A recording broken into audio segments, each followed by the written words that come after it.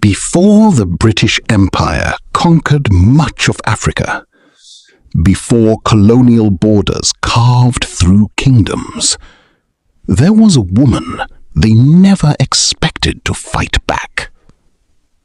Not a king, not a general, not a young warrior raised for battle. An African queen mother, elderly, fearless, furious. And when the men around her hesitated, she stood up and declared war against the British Empire. Her name was Yaa Asantewaa. This is the story of the woman who refused to surrender the soul of her people. A story of sacred tradition, colonial invasion, resistance, and one of the most powerful acts of defiance in African history. Long before European empires stretched across Africa, the Ashanti kingdom stood strong in the forests of present-day Ghana. Powerful, organized, wealthy. Gold flowed through its markets. Warriors defended its borders. Traditions shaped its people, and deep within the heart of the kingdom stood something sacred. The Golden Stool. To outsiders, it looked like a royal seat, but to the Ashanti people, it carried the soul of the nation itself, their unity, their ancestors, their identity. And every Ashanti child understood one thing: the Golden Stool must never fall into foreign hands.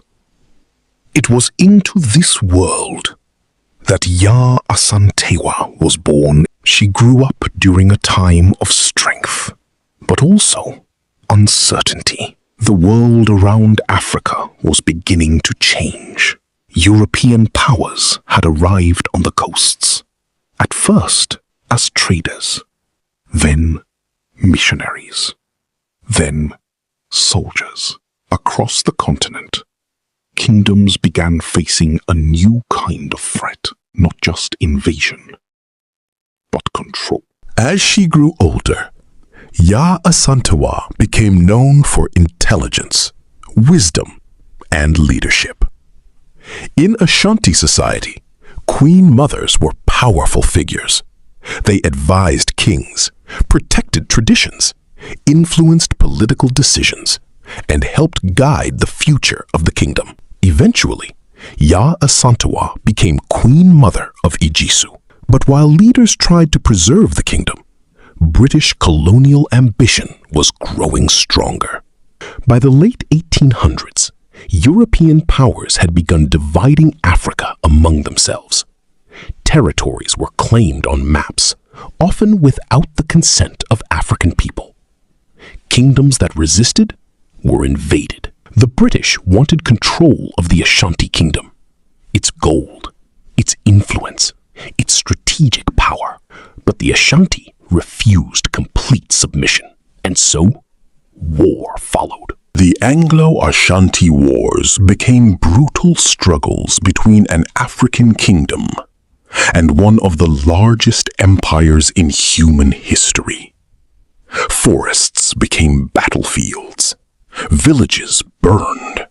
Families were torn apart.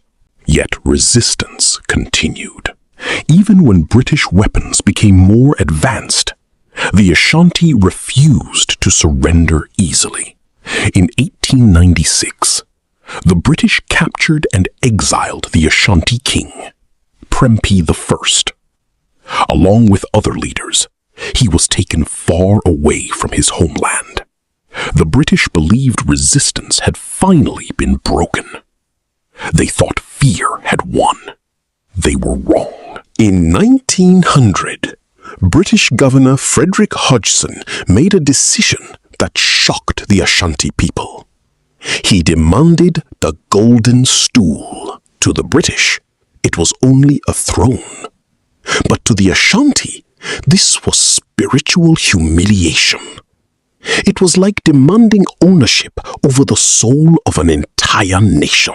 Chiefs gathered in fear. Some feared the British military was too powerful. Others feared total destruction. Silence filled the room. The warriors sat quietly. The leaders hesitated. Fear had entered the kingdom. Then, Yaa Asantewaa stood up, furious at the silence around her. She challenged the men directly. She reminded them of the bravery of their ancestors. Then she spoke words history would never forget. If you men of Ashanti will not go forward, then we will. We, the women, will fight. The words spread across the kingdom like fire. Villagers gathered. Warriors prepared for battle. Drums echoed through the forests. Resistance had awakened once again. Under Yaa Asantewaa's leadership, the Ashanti launched a fierce resistance against British forces. They fought through dense forests, used ambush tactics, surrounded British positions, and for a moment, the empire struggled. The British realized this was no ordinary uprising. This was organized resistance, led by a woman they had underestimated. But the British returned with greater force. More soldiers, more weapons, relentless attacks. Slowly, the balance shifted after months of resistance. Yaa Asantewaa was captured. Along with other leaders, she was sent into exile far from her homeland. She would never see her homeland again. But the British never captured the true spirit of the Ashanti people, because the Golden Stool was never surrendered.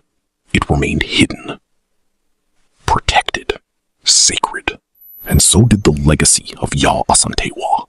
Today, she's remembered not simply as a queen mother, but as a symbol of resistance.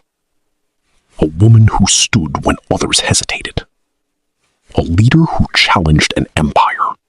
A reminder that African history is not only the story of colonization, but also the story of people who refused to surrender who they were. Before you go, we want to hear from you. What moment in Yaa Asantewaa's story stayed with you the most?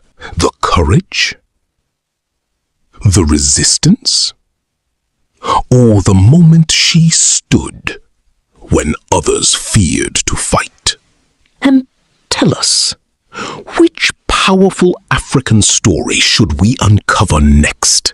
Subscribe for more untold stories from Africa's forgotten history.